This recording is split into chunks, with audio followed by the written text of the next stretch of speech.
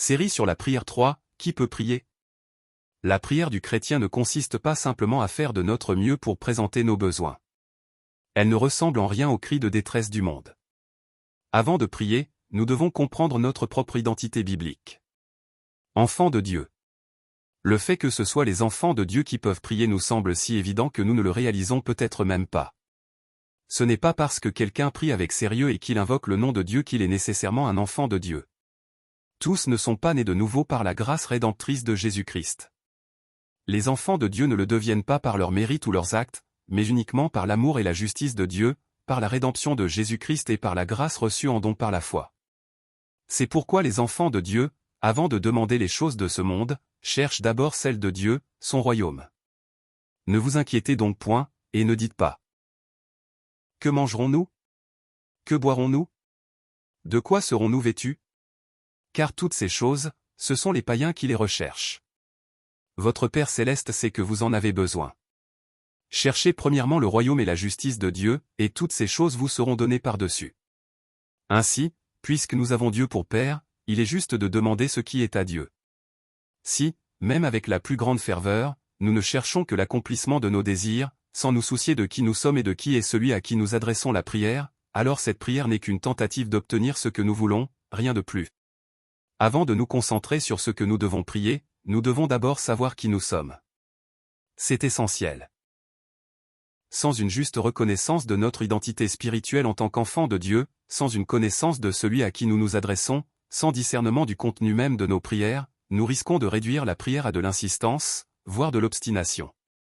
Ignorer notre identité spirituelle, ignorer Dieu et ignorer sa volonté nous amène à prier avec insistance, mais sans intelligence. Nos veilles de prière deviennent alors des protestations, nos jeûnes deviennent des grèves de la faim. Nous devons connaître, à travers la parole, qui est le Dieu qui écoute nos prières, comprendre notre identité spirituelle, et connaître la volonté de Dieu lorsqu'il nous appelle à la prière. L'identité spirituelle de l'enfant de Dieu. L'homme est une créature faite par Dieu, le Créateur. Contrairement aux autres créatures, il a été fait à l'image de Dieu. Mais par le péché d'Adam et Ève, tous sont devenus pécheurs. Par un seul homme le péché est entré dans le monde, et par le péché la mort, et ainsi la mort s'est étendue sur tous les hommes, parce que tous ont péché. Oui, après Adam, tous les hommes sont nés pécheurs, sous la colère de Dieu. Mais parmi eux, Dieu a choisi et appelé son peuple. Il a d'abord séparé Abraham, puis Isaac et Jacob, et à travers les 12 fils de Jacob, a formé un peuple, Israël. Par Joseph, Dieu fit venir les Israélites en Égypte et y commença un chemin de salut. L'Égypte et Babylone représentent le monde d'où Dieu appelle son peuple. Sortez de Babylone, fuyez loin des Chaldéens. Publiez-le avec une voix de joie. Annoncez-le, faites-le savoir jusqu'aux extrémités de la terre. Dites, l'Éternel a racheté son serviteur Jacob. Dieu a envoyé Moïse en Égypte vers les Israélites, les appelant « mon peuple ». L'Éternel dit, j'ai vu la souffrance de mon peuple qui est en Égypte, j'ai entendu ses cris. Je suis descendu pour le délivrer et le faire monter de ce pays dans un bon et vaste pays, dans un pays où coule le lait et le miel. Oui, au milieu de l'humanité devenue pécheresse, Dieu a appelé un peuple à lui, c'est Israël dans l'Ancien Testament, et aujourd'hui, c'est l'Israël spirituel, l'Église, par Jésus-Christ. Dieu a d'abord appelé son peuple, serviteur de Dieu. Les enfants d'Israël sont mes serviteurs, je les ai fait sortir du pays d'Égypte. Je suis l'Éternel, votre Dieu.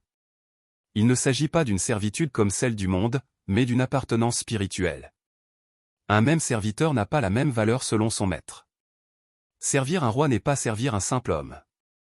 Et servir le Créateur Tout-Puissant, c'est appartenir à un autre royaume.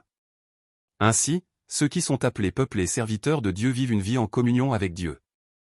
C'est pourquoi Paul se définit comme « serviteur de Jésus-Christ » et Pierre déclare « Conduisez-vous comme des serviteurs de Dieu ».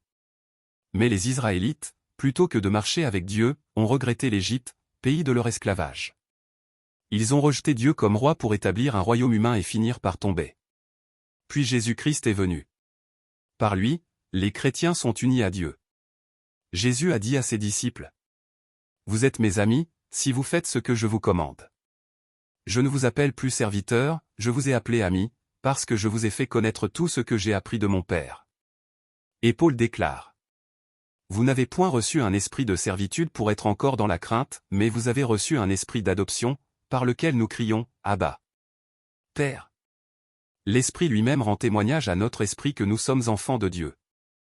Or, si nous sommes enfants, nous sommes aussi héritiers, héritiers de Dieu, et co-héritiers de Christ. Oui, selon la Bible, notre identité spirituelle en tant que chrétiens est extraordinaire. Par Jésus-Christ, nous sommes enfants adoptifs de Dieu. Nous sommes unis à Dieu. Nous pouvons l'appeler Abba, Père. Prier le Créateur, notre Père, n'a rien à voir avec les prières adressées aux idoles des nations. Celui qui prie avec cette identité, dans la foi, s'approche du trône de la grâce avec assurance. En lui nous avons, par la foi en lui, la liberté de nous approcher de Dieu avec confiance. La série sur la prière se poursuit avec « À qui devons-nous prier ?»